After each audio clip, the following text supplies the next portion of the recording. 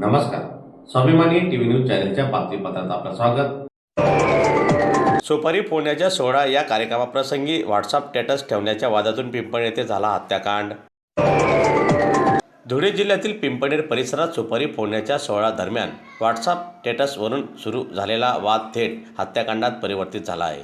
एकाने ठेवलेल्या व्हॉट्सअप स्टेटसबाबत दोन्ही गटांमधील शाब्दिक वाद झाला. हा वाद हळूहळू वाढत गेला आणि त्याचे रूपांतर मारहाणीत झाले.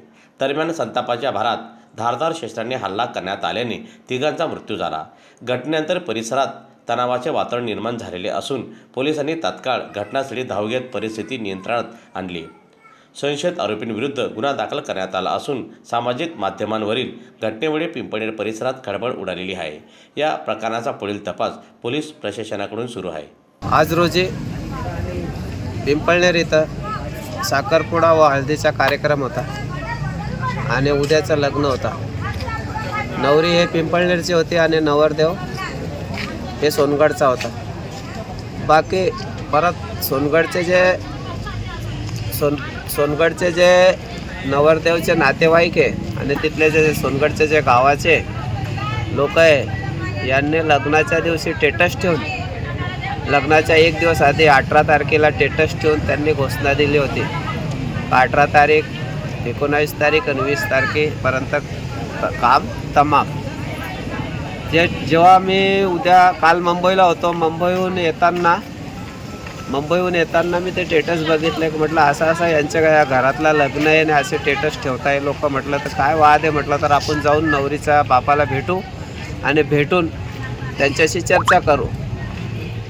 मग रात्री 11:30 वाजता मुंबईहून येताना मी 11:30-12पर्यंत त्या नवरीचा बापाचा आणि नवरदेव ते कालच येऊन गेले होते सोनगडहून. तर तिथं गेल्यानंतर त्यांच्याशी मी चर्चा केल्यानंतर म्हटलं हे बघा असे स्टेटस ठेवताय, जर समाजात भांडणं होतील हे होतील तर तुमचं गरिबाचं लग्नाचं याचं त्याचं नुकसान होईल. परंतु त्यांनी मला काय सांगितलं, काय नाही म्हणे, आम्ही फोन लावून देऊ आणि समजून घेऊ म्हणे. अरे म्हटलं ते समजून घेतील तुम्ही, पण त्यांच्याच सोनगड गावात जेव्हा मी कार्यक्रमाला गेलो होतो तर मला बी अपमानित करून त्या लोकांनी असेच गुंडागिरी दादागिरी करून अपमानित करून म्हटलं लग्नात उभं राहू दिलं नव्हतं आणि मला पाठवलं होतं. म्हटलं मी समजदार व्यक्ती होतो, निघून आलो.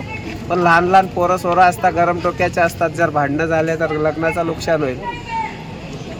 परंतु मग आज सकाळी माझ्या डोक्यात ते रातच्या गेम आहे ना फिरतच होता की यांनी असे स्टेटस ठेवले, कदाच काय घडू शकतं, माझ्यासोबत माझे पोरं बी राहतील, काय भांडणं झाले तर आपलं बी नुकसान होईल.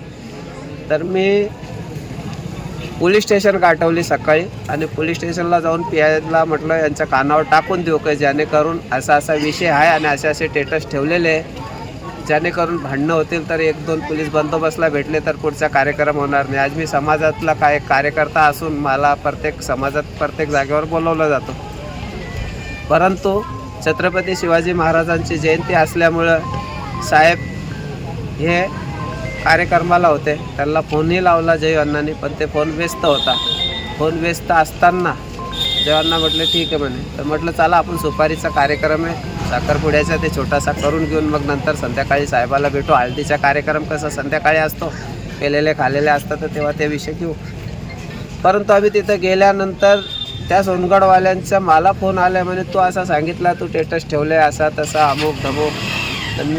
मला घडी त्यांचे फोन येत होते. मी म्हणजे नवरीचा बापाच्या हातात फोन दिला. म्हटलं हे बघा रे मला फोन येत आहे, ते डायरेक्ट तुझं नाव म्हणताय महाराजांनी तुला असं सांगितलं त्यांना फोन करायचं. म्हटलं काय संबंध नाही. नाही म्हणे तू महाराज असं बोललाच नाही म्हणे.